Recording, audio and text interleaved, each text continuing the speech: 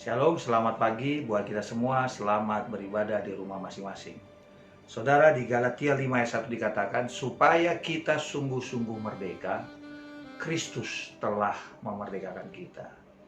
Jadi saudara, syarat untuk saudara merdeka dalam keuangan, merdeka penyakit, merdeka dalam hal apapun dalam hidup saudara, syaratnya bukan di saudara.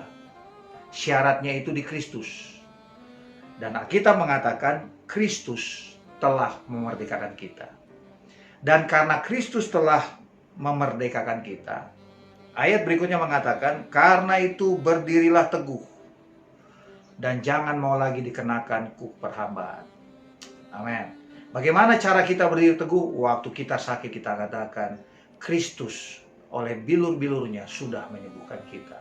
Waktu kita mengalami kekurangan, kita katakan Kristus sudah memberikan kelimpahan kepada kita.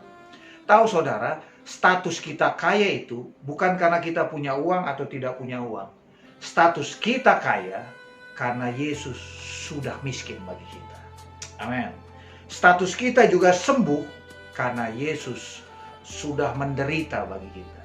Jadi jangan lagi taruh syaratnya dalam hidup kita. Amin. Sehingga dikatakan supaya kita sungguh-sungguh merdeka, Kristus telah memerdekakan kita. Dan biarlah saudara selama minggu ini kita menikmati kemerdekaan yang Tuhan sudah anugerahkan dalam hidup kita. Sehingga saudara, ayat yang kedua mengatakan, sesungguhnya aku Paulus berkata kepadamu, jikalau kamu menyunatkan dirimu, Kristus sama sekali tidak akan berguna bagimu. Maksudnya adalah, waktu kita menganggap kebenaran karena hukum Taurat atau melakukan hukum Taurat, maka hasilnya Kristus tidak berguna. Amin. Jangan buat syarat dalam hidup saudara. Jangan buat syarat hidup saudara bagaimana diberkati Tuhan supaya sembuh dan lain-lain. Syaratnya sudah Tuhan selesaikan. Syaratnya ada dalam diri Yesus. Amin. Jangan menganggap kebenaran apa yang kita kerjakan. Karena kalau itu terjadi, kita buang Kristus dalam hidup kita. Kemudian di sini katakan, bahkan Paulus tegaskan, sekali lagi aku katakan kepada setiap orang yang menyunatkan dirinya, bahwa ia wajib melakukan seluruh hukum Taurat. Tak ada yang sanggup, saudara. Sehingga Josephus pernah berkata, hukum Taurat itu menggagalkan yang terbaik di antara kita. Tapi kasih karunia menyelamatkan yang terburuk di antara kita. Amin. Jadi saudara, tak ada yang sanggup. Orang Israel tak sanggup. Tak ada satupun manusia di jagat raya ini yang sanggup melakukan hukum Taurat. Hanya satu orang yang sanggup. Yesus namanya. Dia sudah selesaikan itu. Dia sudah genapi hukum Taurat itu.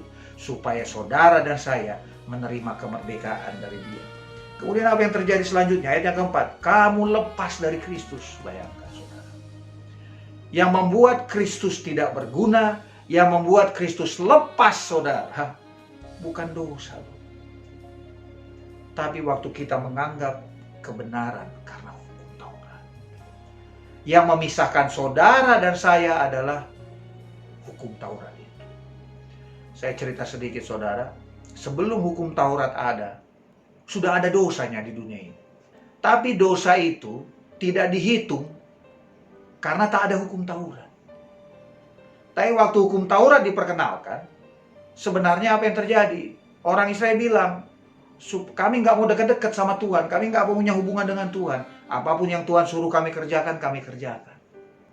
Amin. Jadi saudara, yang memisahkan kita dengan Tuhan adalah hukum itu. Bayangkan suami istri pakai hukum, jam 7 pagi harus bangun dan mengucapkan sayang. Kan sudah repot, berarti ada masalah dengan hubungan. Sebelum hukum Taurat ada, walaupun sudah ada dosa di dunia ini, tapi hubungan Tuhan dengan manusia itu berjalan dengan baik. Sampai ada hukum Taurat itu diperkenalkan. Amin. Dan kabar baiknya, hukum Taurat itu sudah digenapi oleh Yesus. Sehingga kerjaan kita hanya satu, percaya kepada Yesus yang sudah menggenapi hukum Taurat itu. Amin. Dikatakan kamu lepas dari Kristus jikalau kamu mengharapkan kebenaran oleh hukum Taurat. Kamu hidup di luar kasih karunia. Amin. Jadi saudara, buang semua hukum-hukum dalam otak saudara, hukum Taurat itu.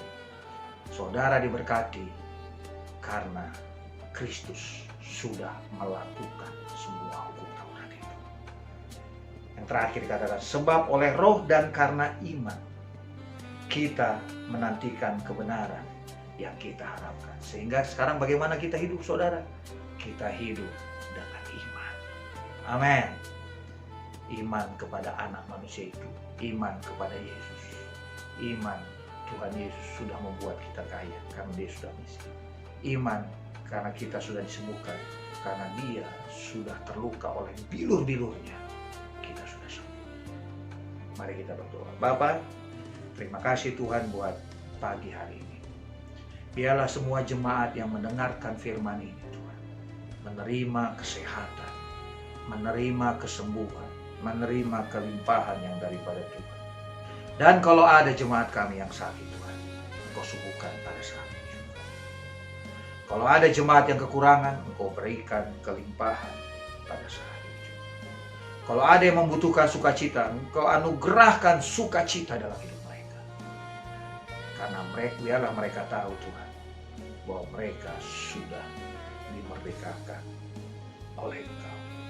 Terima kasih Bapak. Engkau berkati kami semua di dalam nama Yesus. Amin.